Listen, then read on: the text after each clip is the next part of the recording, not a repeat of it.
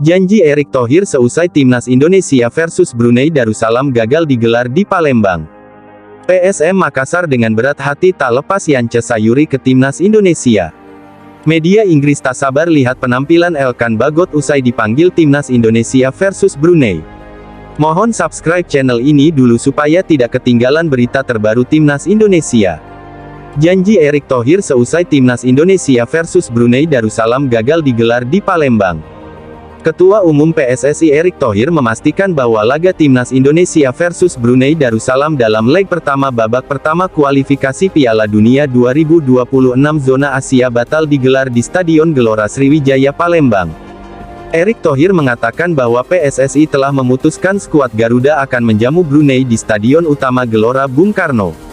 Agar bisa menebus kejadian saat ini, Erick Thohir dengan tegas menjanjikan bahwa Timnas Indonesia akan bermain di Sumatera Selatan dalam jadwal berikutnya. Saya janjikan buat pertandingan berikutnya akan kami bawa ke Sumatera Selatan, tutur Erick Thohir. Agenda Timnas Indonesia selanjutnya adalah apabila tim Merah Putih bisa meraih kemenangan atas Brunei dalam dua laga, tim asuhan Sintayong ini bakal berhak untuk melaju ke babak kedua kualifikasi Piala Dunia 2026 zona Asia.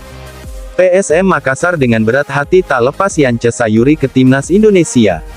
Seperti diketahui, Sintayong telah memanggil 25 pemain untuk laga versus Brunei. Dari 25 pemain itu ada satu pemain PSM Makassar, Yance Sayuri. Akan tetapi Yance Sayuri nampaknya tidak bisa memberikan jasanya untuk memperkuat Timnas Indonesia. Media ofiser PSM Makassar Sulaiman Abdul menyampaikan bahwa PSM tidak bisa melepas Yance Sayuri karena pemulihan cedera. Suatu kebanggaan pemain kami, Yance Sayuri dipanggil perkuat Timnas Indonesia pada ajang kualifikasi Piala Dunia, kata Sulaiman Abdul.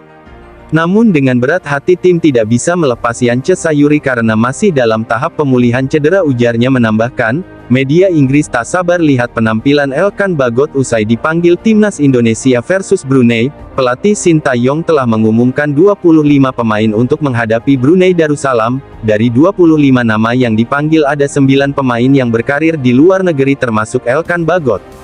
Rupanya pemanggilan Elkan Bagot ke Timnas Indonesia untuk lawan Brunei ini sampai ke media Inggris, bahkan media Inggris itu tak sabar menantikan permainan Elkan Bagot.